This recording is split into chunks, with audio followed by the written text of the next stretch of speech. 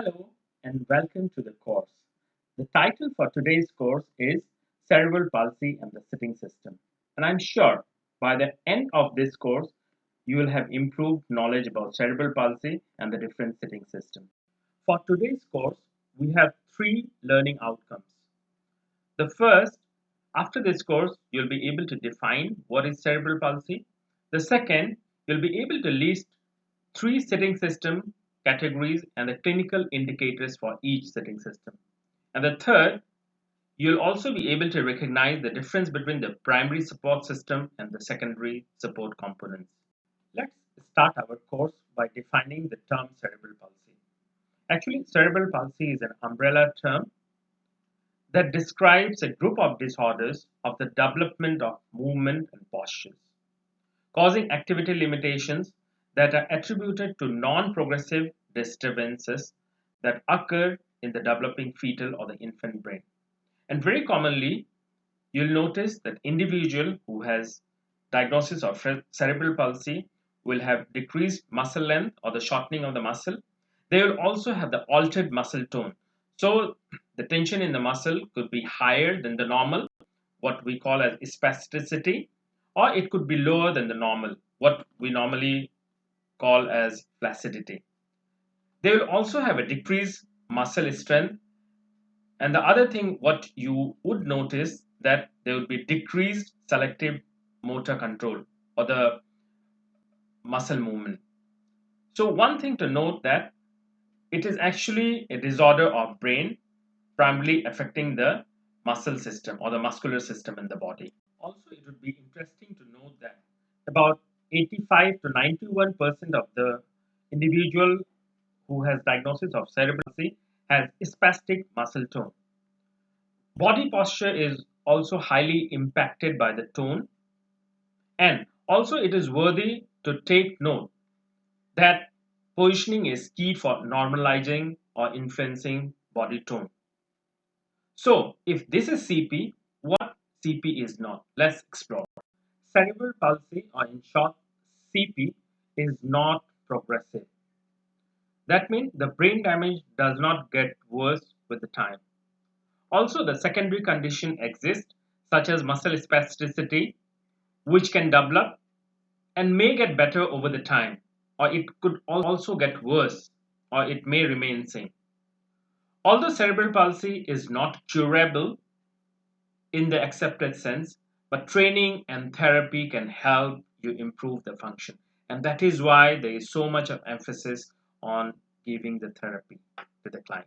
Of course, one of the things that really makes a big difference in the long run is the selection of the sitting system.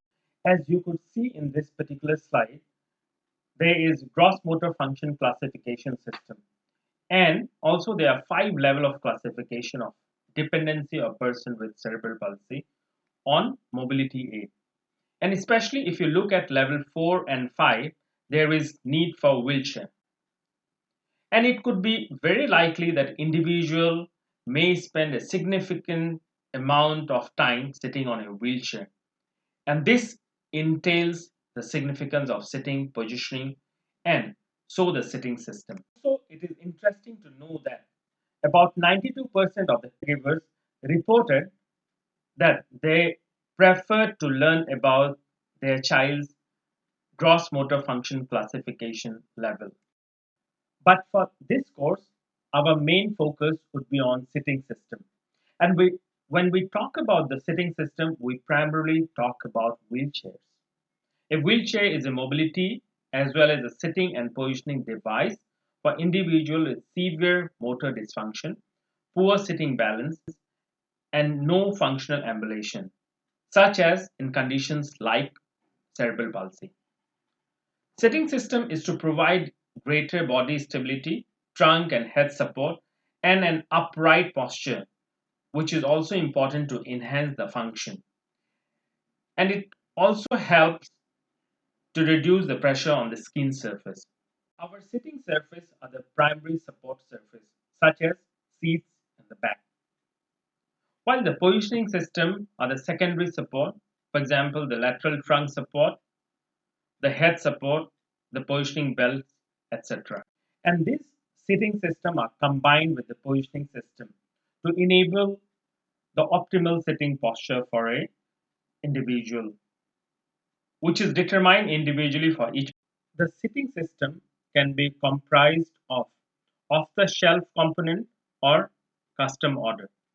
Sitting device has various components. They can be made both for the back and for the seat. And there are three types of sitting system. The first, the linear sitting system. The second, aggressively contoured sitting system. And the third is custom molded, about which I'll be talking in more detail in the next few slides. So, the first sitting system is the linear or planar sitting system. It has flat surface. It includes seat, backs, and the components. It may include general or generic body contour. It can accommodate changing needs of an individual, for example, when there is a body growth.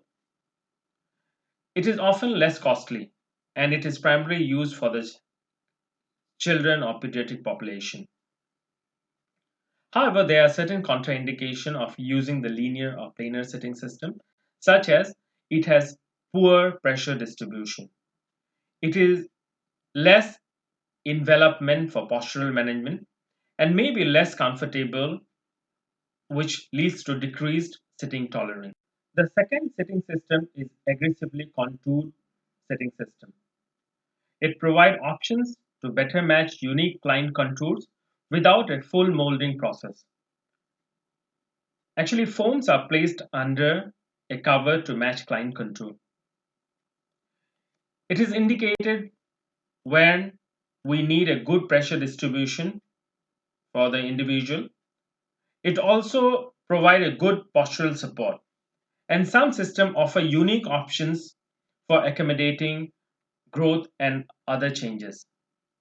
However, it is contraindicated because it has less option for accommodating growth and other body changes. And the third sitting system is custom molded. It is custom molded to the individual's need. It is indicated where you require a good pressure distribution, and it also provides the best postural support. However, it is contraindicated because it is costly, and it also provides the least amount of growth and other modification possible post molding.